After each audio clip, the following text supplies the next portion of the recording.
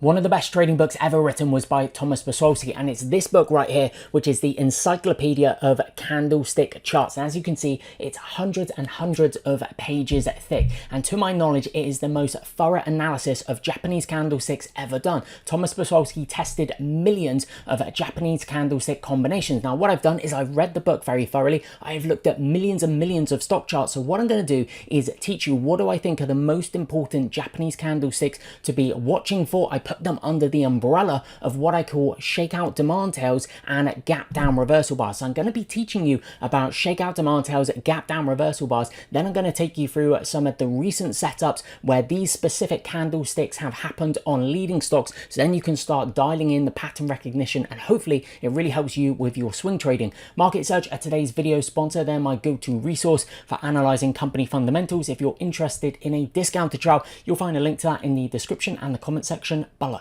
Okay, so let's get into the video. So a lot of trading is just about pattern recognition, and for me it's about looking to identify leading stocks when they form specific Japanese candlesticks. I'm going to teach you what a shakeout demand tails look like, what a gap down reversal bars look like. Then we're going to look at some leading stocks and bring in a little bit of complexity, because then it's about looking for these specific Japanese candlestick patterns around key daily moving averages. Most commonly, those key daily moving averages are going to be the 10-day EMA, the 21-day EMA, and the 50-day simple period moving average, which you'll see on my charts in a couple of minutes time. So let's just start off with shakeout demand tails. Now, shakeout demand tails are variations of hammer candlesticks, doji dragonflies, and takuri lines. I'm not going to bore you with all of the stats. You can actually go to Thomas Bosowski's website and he gives you these stats for free. But it's shakeout demand tails are hammer candlesticks, doji dragonflies, and takuri lines. From a supply and demand perspective, you can see, say, with a hammer where the opening price was price then trades down, down, down, down, down, down, down, and then there's a lot of demand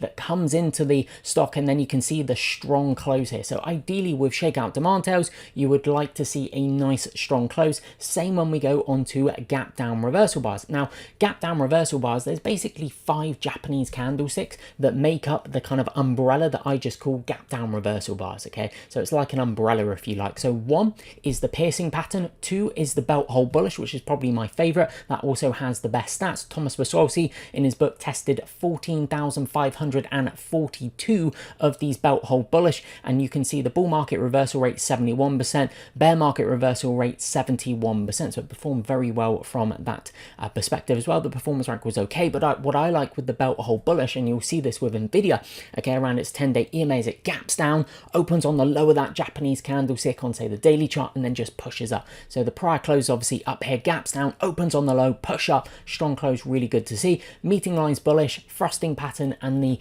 probably familiar with this one, the bullish engulfing candlestick as well. So those 5 there, the piercing, the belt hold bullish, meeting lines bullish, thrusting, and the bullish engulfing candlestick make up what I call gap down reversal bars, okay? Because the stock is gapping down and then reversing. So that makes logical sense, right? Gap down, reversal, shakeout demand tail. There's a big shakeout demand tail, okay? This tail can go down, panic out weak hands, trigger a load of stop losses if it's going into, say, a key daily moving average or just underneath it or underneath recent price lows, and then that really nice strong reversal. So let's now start going through a couple of different examples here, okay? So we've got HUD, we've got PLTR, we've got VSAT, we've got Nvidia, we've got SoFi, we've got CLS, we've also got Bitcoin as well, okay? So you're probably very familiar with these, and a lot of these are recent as well. Bitcoin there, that's going to be in July. CLS, that's going to be June. You've got June for so far, you've got July for VSAT. Robinhood, we're going to be looking at in around about May time. PLTR, that's going to be July, so last month. And Nvidia, we're going to be looking at May and June of this year. Okay, so recent examples, and these are probably stocks that you're very familiar with. Now, there's a couple of things to do here, okay? In terms of the pattern recognition, it's not just about looking for shakeout demand tail. I saw that on a YouTube video. Hammer, doji, dragonfly, takuri line, and you're looking for it, okay? It's about the context of looking for it around the right moving average. So this is going to be very important, okay? Because if we were to, let's zoom in on, say, Robinhood up here, okay? If you were looking at, say, Robinhood up here, you may be like, wow, that's a shakeout demand tail, isn't it? That's a shakeout. I saw that on a YouTube video. Or maybe you look, say, here, and you're like, wow, look, shakeout demand tail inside there. Isn't that really good? Well, the context here is it's short-term extended from key daily moving averages. Okay, so it's not just about looking for what I call shakeout demand tails or gap down reverse bars. It's looking for them in the correct context of around key daily moving averages. So it's the right candlestick in the right location, and you use the moving averages as a useful reference guide. Okay, so here, Robinhood is short-term extended from its 10-day EMA, which is the black line on my chart. Up here, it's short-term extended from the 10-day EMA, again, the black line on my chart, okay? But then you get over here what I call a gap down reversal bar. Okay, so hopefully this makes sense. GDR is gap down reversal bar, so obviously 10-day EMA, GDR, 21-day EMA, SDT would be a 21-day EMA, shakeout demand tail, so right here, okay? So I'm not looking for the shakeout demand tail up here where Robinhood is short-term extended, I want it down here. Okay, as it's pulled back in or traded tight sideways into around a key daily moving average, one or more. Could just be the 10-day in this instance here. You have a 21-day EMA SDT shakeout demand tail, but it's also straddling the 10-day EMA. Okay, great.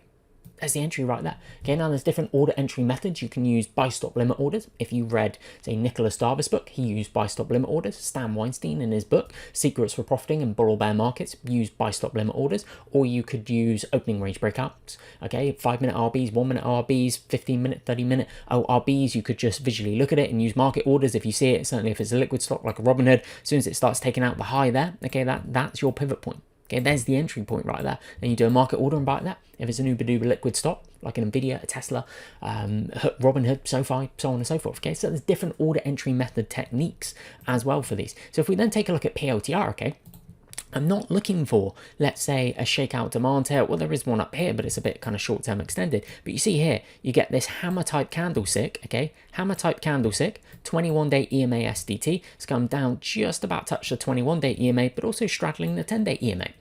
Okay, now with gap down reversal bars, I'm looking for it to gap down around or below a key daily moving average, one or more. So if we look at Nvidia, okay, you see how it powers up here. Now this here is a shakeout demand tail.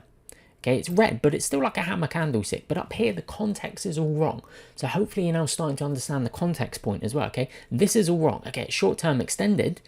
Now the pullback here. The prior closes up here, gaps down, opens near the low, pushes up, reverses. Okay, volume is dried up as well. Don't worry about too much about volume in this video, okay? I may do that in a different video. Just worry about, not necessarily worry, just focus on the pattern recognition side of things, okay? Don't add too much complexity to it, okay? But down here, that's a gap down reversal bar.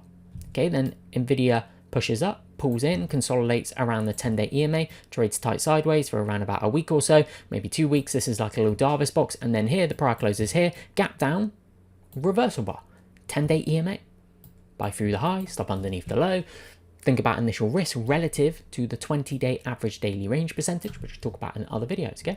If we go through VSAT here, okay, see how pow, pow, pow, pow, pow like this, okay? I'm not looking for it.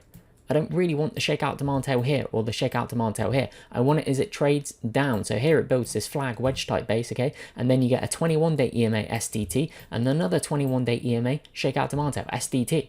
And then up, up and away. Do they all do that? Of course they don't all do that, okay? But here we go with SoFi. Shakeout demand tail around the 21-day EMA plus the 65. Pushes up here, pulls back down. Shakeout demand tail around what moving average? 10-day EMA, right there. Now, some of you may have also watched my in Morello videos, intraday mean reversion longs. So in Morellos often form inside the formation of a gap down reversal bar or a shakeout demand tail. So then if I'm looking for intraday setups as well, when SoFi is trading down to its 10-day EMA, I could be looking right there for an in Morello and try and get it with a really tight stop. Okay, now we're cooking on gas, as my old PE teacher would used to say. Take a look at CLS here. What do we see with CLS? Okay, pushes up here, pulls back down, leading stock, pull back down, big shakeout demand tail into the 10-day EMA. Okay, now imagine when it's down here on the low and it's looking horrendous like this bar here. Okay, when it's on the low, stops are getting triggered, weak hands are panicking, oh, that's terrible, terrible, terrible, and then it does the old oopsie daisy. The old oopsie daisy, down, down, down, and then up it goes, oopsie daisy. And then you can see, okay, push up here, pull back down, 10-day EMA, shakeout demand tail. We go on Bitcoin as well. So Bitcoin, a little undercut, powers up here, starts consolidating, tight, tight, tight, tight, tight, like that. And then there you go, shakeout demand tail on the 10-day and also the 21. Little undercut of the prior 3 days as well. Nice. Now we're cooking on gas, aren't we? Little undercut, little shakeout, trigger some stops, touch the 21-day EMA. Would have been a really good, what I call in Morello, intraday mean reversion long there as well. And then up she goes. So it's not that difficult. Okay, it's about screening for leading stocks, true market leaders, momentum leaders, and then for me, it's just about the pattern recognition, looking for what I call shakeout demand tails, gap down reverse bars around one or more key daily moving average. I also do trigger bars, we might cover that in another video. They're often tight, low volume inside bars around key daily moving averages as well. But shakeout demand tails, gap down reverse bars, I absolutely love the things, especially on leading stocks displaying a lot of relative strength. So I really hope that you found that video useful. You can start to see this is how stocks move. Okay, this is how leading stocks move. Pull up some stock charts of your favorite stocks that have gone on some big moves and go and have a look for these specific candlesticks, shakeout demand tails, gap down reverse bars around key daily moving averages. And my view would be you will see a lot of them. You will see a lot of them. So thanks very much for watching. As always, I look forward to seeing you in a future video.